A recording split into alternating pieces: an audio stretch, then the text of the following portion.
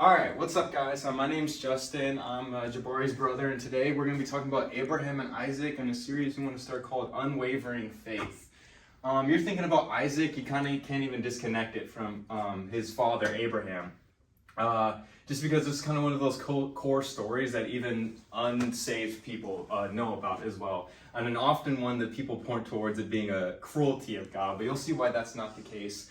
First of all, what's the big deal about this whole story anyways? Well, first off, Abraham was promised that he was going to have a line come through, not Ishmael, but another son. And that son is Isaac, that he laid with Sarah, and in her old age, she was able to conceive Isaac. It was a great miracle, and that's one part of Abraham's faith, but that's not what we're going to focus about now. The first thing I want to focus about is what you all think about is this sacrifice. Concerning this sacrifice, when Yahweh, the Lord, refers to Isaac, he says, your son, your only one, whom you love. So there's this big emphasis on, like, you're going to give up something that you love, something very important to you. So, well, Abraham gets this message, and what's the first thing he does? He says, okay. And the next morning he wakes up, rises, gets everything together, gets all his young servants, all his men together. They're you can imagine they're getting around together, like, all right, let's go. We're going up to this mountain. Abraham, what are we doing this for? He's like, we're just going to offer, standard sacrifice. Isaac, grab your stuff. All right, let's go head up this mountain. Okay, so he gets this command. Boom, he takes off. It's a 3-day journey. So it's not kind of just like a flippant thing of like, all right, let me hurry up and sacrifice my son before these feelings set in. Like, no, it's 3 days. Going, 72 hours, knowing that he has to kill his son. So boom, he knows he has to kill his son. One thing that's interesting is when he tells his men to wait there, he actually says, oh, just wait, we will return. Which to me, that signals his faith in knowing the Lord will provide. Because he knew he was going to have to go offer up Isaac as a burnt offering before the Lord. So yeah, he boldly despises this in spite of knowing, well, okay, there's a problem with something here. If I sacrifice my son, how are my descendants going to be as the same as counting the stars or as counting the sand? How is that going to happen? And I think it's just important that we look back to what that promise actually was. So in Genesis 12, 1-3, we're just going to see that promise. The call of Abram. Now the Lord said to Abram, go from your country and your kindred and your father's house to the land that I will show you. And I will make of you a great nation, and I will bless you and make your name great, so that you will be a blessing. I will bless those who bless you, and him who dishonors you I will curse. And then all the families of the earth, you should be blessed. This gave Abram immense confidence on his journey. So this is where's his unwavering faith come? Well, we've got a promise from the Lord, who's a covenant keeper when we're the covenant breakers. So anyways, they're heading on to Mount Moriah, which is the Temple Mount, which is significant because this is where the first and second temple were constructed at this same place, which is Mount Moriah is Jehovah Jireh, my provider, Yahweh will provide. That's what it signals, and we'll get into that. But again, we went through this promise. Here's this, this pinky promise signifying like they're locked in now. There's no teetering on the edge. Like Abraham knows. Now, does that change the fact that he's going to have to sacrifice his son? No, it doesn't. And it's still, Abraham is still human. So, this is still a very visceral, real experience. They're getting up there and, then he sets the servants aside, and then the men are like, okay, like you go on and do your thing. And then, Abraham's like, all right, boy, here's the wood. I'm going to put it on your back, and then I'll carry the fire and the knife, and let's go up the hill. So they proceed to keep going up the hill where the Lord wants them. They get up to the hill, and Isaac's kind of like, hey, Dad, so we have the wood, we have the fire, you have the knife, you have everything. Where's the lamb for the burnt offering? There's no lamb. And what does Abram say? The Lord will provide for himself a lamb for the burnt offering. So he's like, don't worry about it. There's going to be a lamb. Let's just focus on doing what the Lord wants us to do. So he goes up there, he answers that question. Abraham constructs the altar. He's putting together the wood and the twigs and the sticks and setting it up as young Isaac is just getting bound up, the binding of Isaac, and he's prepared here, laid out to be offered. I think by this point, Isaac has picked up the idea that he is the lamb that is to be offered.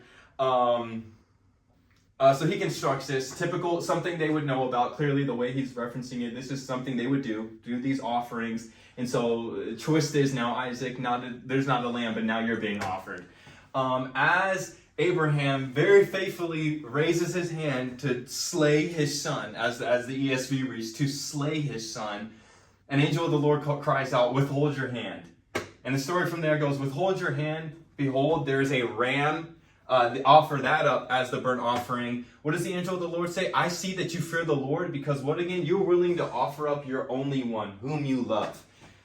Now, when you think about offering up your only one whom you love, if you're a Christian, I think you can clearly see the parallels between Christ and Isaac here. Not in their character, but in what they're being offered up to. What is it? It's counted to Abraham as faith and righteousness because he offered up his only one whom he loved. He offered up his, in the terms of the Christ, his begotten Son into this world.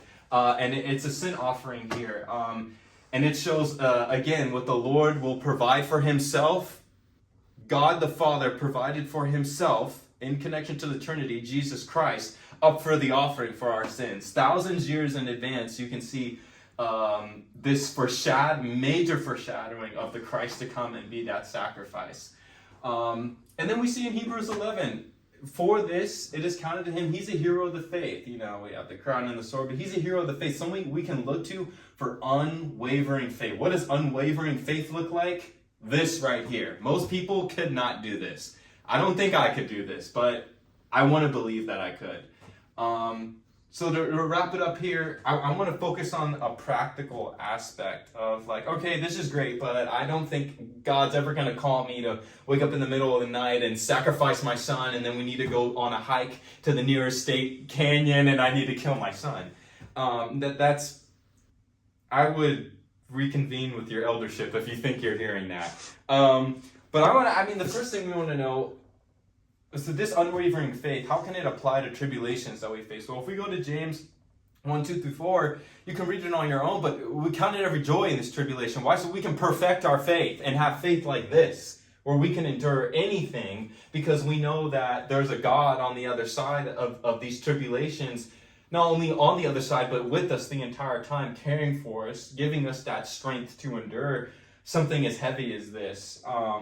And then also, we need to have obedience and surrender. Abraham could only do this because he surrendered. You cannot have unwavering faith and have pride and not willing to surrender and be like, "Oh, but Lord, I have this plan that I'm going to do with it. Oh, Lord, you don't understand. I can work it out this way, and then you can be my helper and push me through it." No, you have to fully surrender to God. It's the same way, how do you defeat sin? You have to fully surrender to God. The only way to get over any of these things is to fully surrender to God. You can get past insurmountable odds, and even dire circumstances such as this.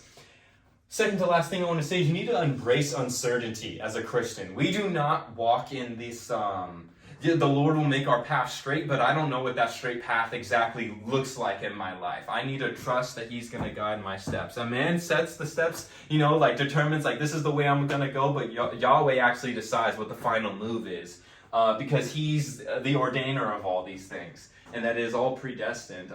But once you embrace that uncertainty, it's easy to get out of your comfort zone. Once you get out of your comfort zone, you get put into more trying tribulations. Once you're in those more trying tribulations and you get out of them, you build your faith. Now you're becoming a more faithful Christian because you've experienced these things. He was a hero of a faith for doing this, but Abraham's faith in God multiplied just by incredible folds after seeing something like this come through. Of course, he's going to trust in his God for everything now. Now, when it comes to daily steps towards God to build a faith like this, how do I actually get this faith? I don't have it. I need to get this faith.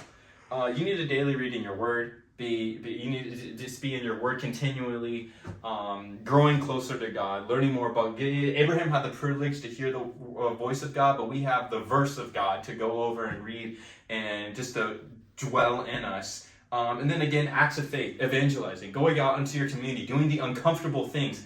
You can't get unwavering faith not doing anything. If you just stick to the basics and you want to play everything safe, your faith is never going to grow. It's like having a muscle. If I go to the gym and I only lift 2-pound weights of faith where I know, of course I can lift 2-pound weights, then I can't expect to have these crazy gains. But if I go in there and I'm like, I'll pick up a 50, a 60, 70 onwards, and I keep increasing that hypertrophy, I can hypertrophy my faith into increasingly growing and growing and growing. And then outside of that, I would just say daily worship. Just be worshiping God at all times. Be doing your own offerings, your own oblations, life offerings up to God, offerings of thanksgiving, and giving him all the praise and all the glory. And outside of that, brothers, I just want to keep encouraging you. Go into your word, read these stories for encouragement, and just keep pressing forward into God more and more and more, earnestly and earnestly. And just peace be with you all. All right, take care.